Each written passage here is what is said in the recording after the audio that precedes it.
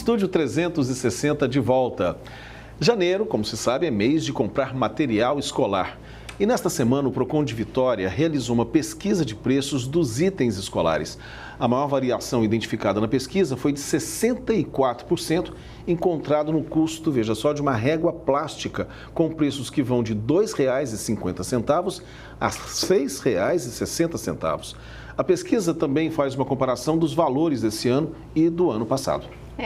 E além dos preços, outra polêmica que surge nessa época do ano é o que a escola pode ou não cobrar na lista de material escolar. E por isso, a Suelen Mendes, advogada, está aqui com a gente para poder tirar essas e outras dúvidas. Tudo bem, Suelen? Tudo ótimo. Seja bem-vinda. Obrigada. Suelen, todas as vezes que aparecem essas pesquisas de preço, eu fico numa dúvida, que é a seguinte: o Procon faz um belo trabalho, porque daí eles põem da seguinte forma: olha, na papelaria tal, em tal local, no centro e assim assado, os preços estão dessa e dessa forma. Mas sair comprando um item em cada um dos locais onde ele vale mais a pena é inviável. O que o consumidor deve fazer, Suelen? E com a gasolina nesse preço, deve Pois é. Como é que eu faço? Comprar uma régua no centro, um lápis em Bento Ferreira, e não dá certo. O que o consumidor vai fazer? Cacá, tem algumas opções. Primeiro, ninguém gosta de grupo no WhatsApp, mas a gente tem que aprender a utilizar. Grupos de pais e responsáveis. Alguém viu alguma coisa barato? Compra e depois divide esse valor.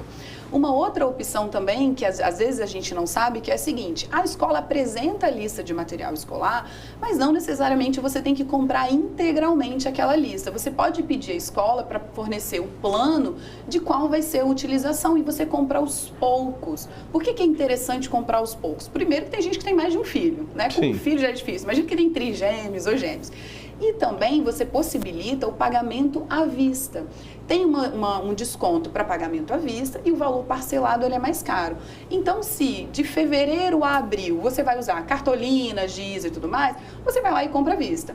Se depois disso você vai usar tinta guache, pincel, você vai lá e compra à vista. Então, também é uma maneira de economizar. Pergunte à escola quando aquilo vai ser utilizado e você consegue comprar de uma maneira melhor. E comprando coletivamente, pela internet, nos grupos, né? Quem não gosta de grupo, vamos utilizar o grupo para isso, que vai ser interessante. Sabe, só lembrando, na época da hiperinflação, que não é na época de vocês, é da minha época, mas era bastante comum o seguinte: era esse exemplo que você está dando. As pessoas, elas se reuniam para fazer compras coletivas no Ceasa, entendeu? Quer dizer, ao invés de irem ao supermercado fazer a compra, principalmente de legumes e frutas, elas se reuniam, se organizavam justamente para conseguir isso. Ou seja, em grupo a coisa fica mais barata, o resultado é melhor. Não é isso, Lise? E a gente viu agora há pouco nas imagens, cada mochila linda, né? Cadernos de todos os tipos, de todas as marcas.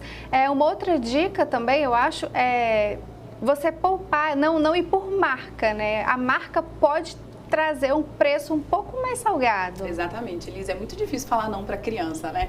Principalmente é um personagem que ele adora, ele é apaixonado, mas a gente tem a opção também de customizar, de colocar a criança naquilo ali. Como?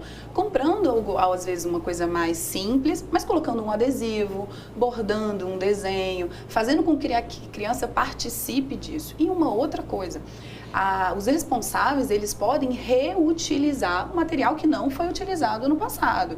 Então, a gente tem muitos personagens infantis. Então, ao invés de fazer tudo daquele personagem, vamos usar o Homem-Aranha do ano passado. E foi tão pouco utilizado ano passado e ano retrasado, né? Mochila, essas coisas. Exatamente. Então, assim, é difícil falar não para criança, né? Vai muito da logística de casa e da educação de cada um. Mas uma situação que a gente pode fazer, sim, é customizar com adesivos, né? Agora, nós citamos na abertura da sua entrevista que houve também um trabalho de comparação entre os preços desse ano e do ano passado. Eu tenho duas perguntas. Se houve uma alteração muito grande, significativa, e Suelen, dá para constatar que nesse período a elevação desses produtos, do preço desses produtos e queda posterior, isso é possível? Perfeito.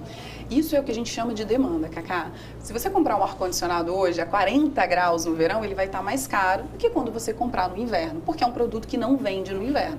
E o comércio trabalha com demanda. Agora é a hora que está todo mundo vendo material escolar, vai estar mais caro. Por isso que a opção de comprar parcelado permite que você compre em fevereiro, março, junho, julho, o que vai ser utilizado naquela época por um preço mais em conta. E, obviamente, analisar a lista, principalmente do que não pode ser cobrado. Materiais de uso coletivo não pode ser imputado aos responsáveis. O que é uso coletivo? Álcool em gel, papel higiênico, descartável. Na minha época era giz, né? Hoje em dia pincel, lousa. Então, tudo isso que é inerente à atividade desenvolvida da escola não pode ser cobrado. A ideia é que a lista tenha material individual utilizado pelo aluno. Por isso que ele pode reutilizar. Não precisa comprar novo não, tá?